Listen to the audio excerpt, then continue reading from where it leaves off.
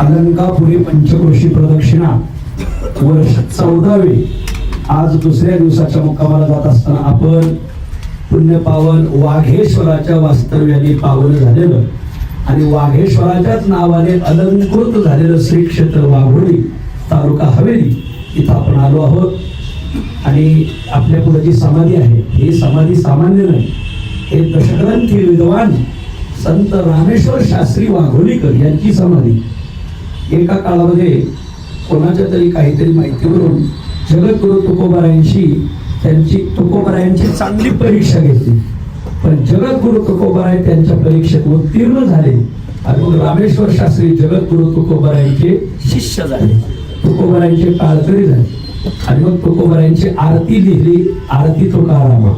नाही सगळ्या ब्राह्मणांना या पंचक्रोशीतल्या महाराष्ट्रातल्या भारतातल्या सर्व ब्राह्मणांना ते ओरडून सांगतात की म्हणे रामेश्वर भट्ट द्विजा तुका विष्णू रामेश्वर शास्त्री म्हणतात भक्त भागवत जीवन मुक्त संत महिमा अत्याद्भुत चराचरी.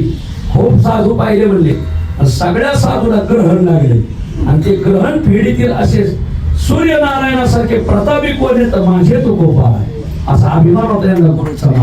संत ग्रहवेळी जगत अंध्य गिळी पैल उदया चळी भानू तुका असं तुकोबराला म्हटलंय. आणि रामेश्वर शास्त्री म्हणतात भक्ती ज्ञान आणि वैराग्य आगळा ऐसा नाही डोळा देखील. खूप साधू होती तिथून मागवी तिथून पुढवी, माझे श्री गुरु तुकोबरायांसारखं कोणी होणार नाही. मग रामेश्वर शास्त्री शेवट म्हणतात म्हणे रामेश्वर त्याच्या समागमे झाले हे आराम देह माझे. रामेश्वर शास्त्री म्हणतात माझ्या शरीराला जी दाह झाला होता तो तुकोबरायांच्याच कृपेमुळे संपला.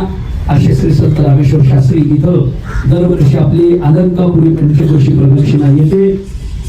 मग आपण देवाला समाधीवर ठेवून अभिषेक होतो आणि मग वाघेश्वराला भेटतो. तिथं खूप मोठा महिमा आहे. आळंदीच्या मंदिराच्या ज्या ओढ्या आहेत त्या ओढ्या या गावाला एक जाधव सरकार होती, बरोबर आहे ना. त्या जाधव सरकारांनी बरीच मदत केली आणि त्या ओढ्या बांधल्या आणि इथं त्या जाधवांच्या समाध्या आहेत. बघा समोरच्या ज्ञानोबरायचे ते भक्त होते, काय कोण झाले त्यांनी ज्ञानोबरायच्या मंदिराला मदत केली म्हणूनच ज्ञानोबराय इथं आसपास या पंचक्रोशी प्रदक्षिणा येतात आणि राहतात.